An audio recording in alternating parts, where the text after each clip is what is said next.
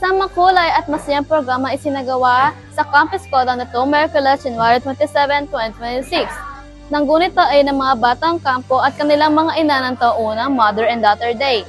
Nilahukan ng mga batang kindergarten kasama ang kanilang mga magulang at naging makabuluhan ang bawat sandali ng bonding at aktibidad na naglalayong paunlarin ng creativity at samahan ng pamilya. Nagpakita ng kasiglahan ng mga batang kampo sa iba't ibang aktibidad tulad ng coloring activity at salt artwork, kung saan sabay nilang ipinakita ang kanilang malikhaing kakayahan. Kitang-kita sa bawat hagod ng lapis at patak ng kulay ang kasiyahan na sa kanilang mga mukha habang nakikihalubilo sa kanilang mga magulang.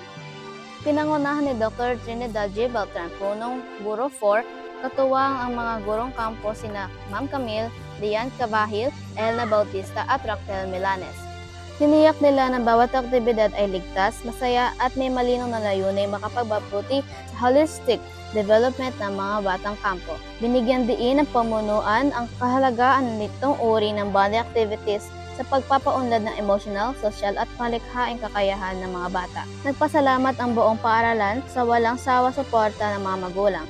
Ayon sa kanila, ang ganitong mga sandali ay hindi lamang simpleng paglalaro o paglikha ng sining. Ito rin ay pagkakataon upang mapalapit ang pamilya, maipakita ang pagmamahal at makalikha ng mahalagang alaala na tatagal habang buhay. Sa pagtatapos ng programa, punong-puno ng ngiti at saya ang mga mukha ng mga magulang at bata, dala ang kanilang mga natapos na artwork at masasayang karanasan.